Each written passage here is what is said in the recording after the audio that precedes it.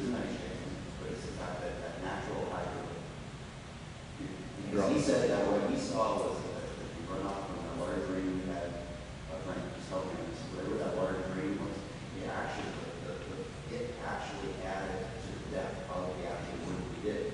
So it's a scouring effect, and that goes back to the 30-year lag in terms of larger maintenance. And I just wondered that Councilor Scott mentioned earlier that taking advantage of the maintenance, right, by doing the large work, to do the maintenance at the right time, and the natural effects on a sand river that has a marl bottom eventually, right? Can we take advantage of that right from the outset? Because you see where I'm going with that? Yep. So yeah, I do now. I guess my comment would be, in trying to do the initial one, it might be tricky to take advantage of the power of the water flowing through the system. But it could be part of the plan. But as part of the maintenance, you might be able to sort of work that in and say, okay, we should, for example, you might be able to do a little bit of maintenance, possibly even in the winter. And then you take advantage of the spring runoff to sort of finish some of the cleanup. If you can get rid of some of the obstructions that might cause more buildup of sediment before it happens, then you might be able to do that. Thank you. Councilor McGuire. Yes, thank you. What is the depth of the channel you dredge? What are you looking at as a target depth?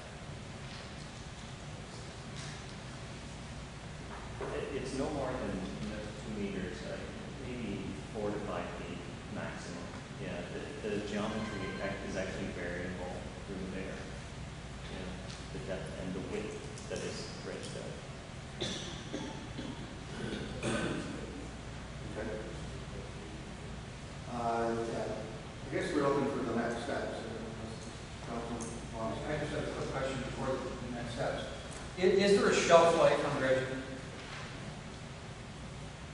A shelf life. Well, I mean, this is a lot of money. When we originally started talking about this, we had heard this would cost $1 million a year to maintain this, to dredge it out all the time.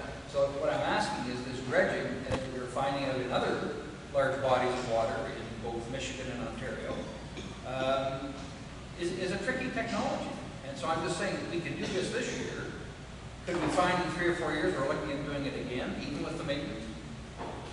Well, that's where maintenance is a key. You're right. This is shifting sand. Scour holes can form in 1 minute flowing through there. And that's why we have a high maintenance cost for that dredging, $50,000 a year, just to kind of make sure the geometry is right. That's what the annual maintenance is in there. And it's high for that very reason. Yeah. Yes, thank you. To Secretary, if I can ask, what do you think is the feasibility of Southern Bayfield actually investigating the possibility of purchasing equipment? And it goes to Councilor Wasdow's issue that we have an ongoing, long-term future problem that we have to deal with, and having equipment on our hands potentially could save us money if the original capital investment is shared by other jurisdictions as well.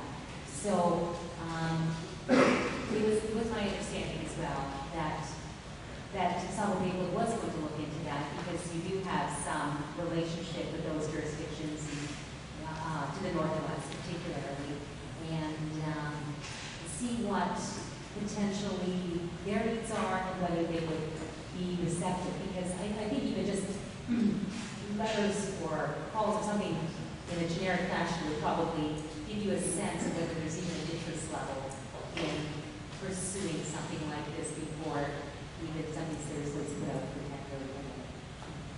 What do you think?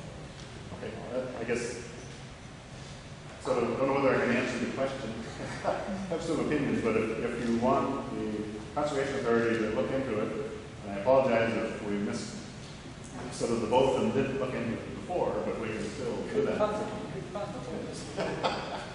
Wasn't even intended. But yeah, we're at council direction, something that could happen. Lance and Shores has approached the Conservation Authority on more than one occasion, I think, to not go with 10%, so raising that with the implications that the flooding is caused by the upstream waters, and the board at those times said, this is where we're staying at the 10%. We went to the Drainage Act, and that would be the only way to get upstream owners to build that benefit assessment. Councilor Scott. This isn't really a question for our guests, this is just a question for the president. Would there be any purpose in bringing Alec back to sit here and show us how the river works all the way through? I think there's a bit of a misunderstanding. Like, we have a river that starts up in Stafford, but it's only a very small amount of water, and then comes down in the geographic area. It flows down, and then all the drains flow into it, and all the outlets and the things. I'm just wondering if it would be worth a visit to have a little education on that, maybe at one of our future sessions, so that we understand a little bit more about how the river actually looks and works. Like, I had quite a nice session with you when you did that with me, and it helped me a lot understand more about how the river is. Now, I know that some of us on this council are very aware of that, but I think some of us aren't. And I think it might benefit us to have them come back as a guest and explain how the river works. Kind of like the playing out and things that we do now. I'm going to suggest maybe further to that, maybe we have to open it up to the public and let them know how the river works and the challenges we're facing, and that's where I'm going. If Alec is willing to do that, and staff, whoever, on this presentation, I think needs to be seen by the people affected by it.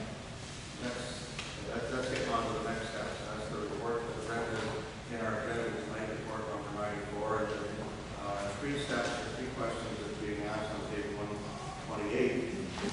Does council agree with the cost sharing model as presented, or is there any modification? I see agreement with the model that's there, it's similar to the standard here. Well, I think when you get into these kinds of numbers, and again, whether it's the sewage treatment plant in the north, or whether it's dredging harbors in the north or down here, people have to know. And I think that's part of it. I think so before we can say, do we like dredging or do we like berms, I think we have to look at the recommendation about going back to the people. Right? Yeah, I think so, yes. If we agree with the model, and otherwise do we want to move forward with one or the other? I'm suggesting we don't.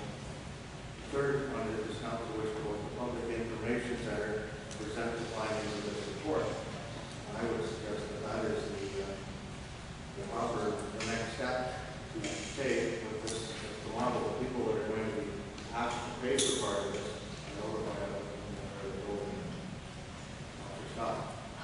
Since I brought this up in the first place in the first few months that I was on the council, I'd be very happy to do this, say, September here.